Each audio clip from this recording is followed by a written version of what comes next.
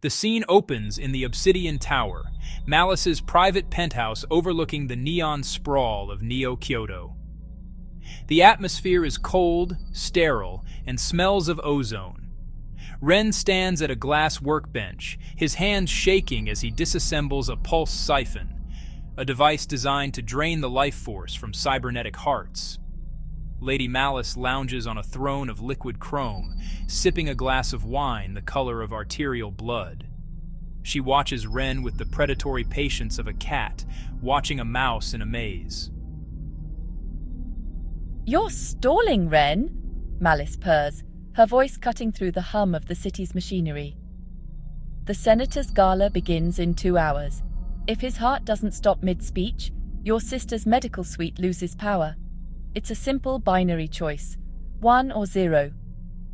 He has children, Malice. He's the only one fighting for slum rights. Why him?" Malice rises, her silk gown trailing behind her like a shadow. She walks toward him, the clicking of her heels rhythmic and menacing. She stops inches from him, her cold, synthetic eyes locking onto his. "Why?" she echoes, a cruel smirk playing on her lips.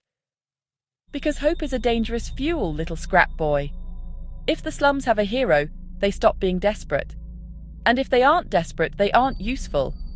I'm not just killing a man, I'm pruning a garden." She reaches out, her gloved fingers tracing the scar on Ren's cheek, a souvenir from the day her guards dragged him from the gutter. "You think you're different from me," she whispers, leaning into his ear. "But look at your hands. They're covered in the same grease and blood as mine. You're not a victim anymore, Ren. You're my favorite weapon." "I'll find a way to stop you. I'll leak the ledger. I'll tell the world what you are." Malice doesn't flinch. She laughs, a sharp melodic sound that chilled him more than her threats. She taps a holographic display, showing a live feed of Ren's sister, May, sleeping peacefully in her high-tech hospital bed. "Go ahead," Malice says, her tone suddenly bored. "But remember, I didn't just buy her lungs. I bought the air inside them.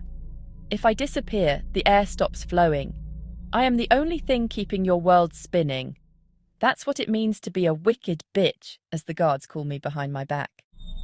I don't just win, I make it impossible for you to even want me to lose." Ren looks at the pulse siphon. He looks at the feed of his sister. The silence in the room is suffocating. He picks up the screwdriver. "Good boy," Malice says, returning to her seat. "Finish the job, and perhaps I'll let you stay for dinner. I've always wondered what a hero tastes like when he's finally broken." The scene fades to black as the device in Ren's hand emits a low, ominous blue glow, the color of a soul being prepared for harvest.